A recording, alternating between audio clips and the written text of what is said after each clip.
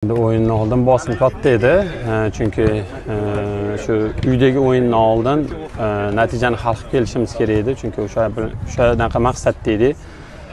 Nima deganda oxirgi o'yinda bosim ko'payib ketishi mumkin edi. Bundan juda ham xursandmiz o'sha yerda hal qilib kelganimizdan.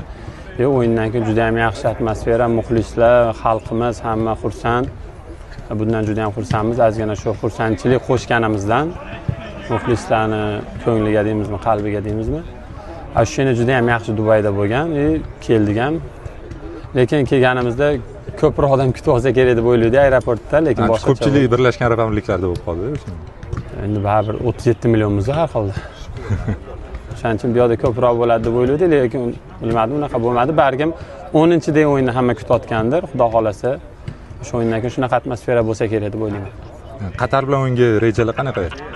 Qatar bilan o'yinga xalqimizga chiroyli bayram tuhfa qilish, xudo xolasa. Undan tashqari o'zi Qatar bilan ham yaxshi hisob-kitoblar bor. Undan tashqari yana uyda o'ynaymiz, chiroyli o'yin o'tkazib, g'alaba qozonib, muxlislarning oldida yaxshi tugatishimiz kerak bu siklni deb o'ylayman. Natijani oldindan hal qilib bo'lgan bo'lsak ham, baribir uyda o'ynaymiz. Bu terma jamoa har bitta o'yinda har bitta futbolchi mas'uliyat bilan o'ynaydi. O'shaning uchun xudo xolasa muxlislarni xursand qilib, g'alaba bilan bayramni yana ham davom ettiramiz degan umiddamiz. Tayyorgarliklar yaxshi ketyapti. Oxirgi o'yinimizni ham muxlislarimiz oldida g'alaba bilan chiroyli yakunlab qo'ymoqchimiz. Oxirgi bu siklni ham. Shuning uchun mana bugundan kechagina tiklanish o'zimizni gastitsamizda, mehmonxonada bo'ldi. Bugundan mana maydonga chiqib, bugun erta tayyorgarlik ko'ramiz. 10-kuni xudo xolasa muxlislarimizga bayramga yana ham bir bayramona kayfiyat ulashishga butun jamoa bilan harakat qilamiz.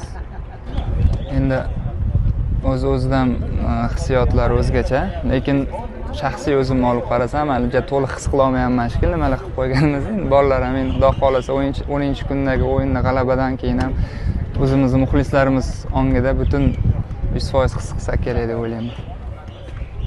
Braziliya bilan o'rtoqlik uchrashuvi to'g'risida mish-mishlar chiqdi. Shu to'g'risida ikki og'iz qolsa.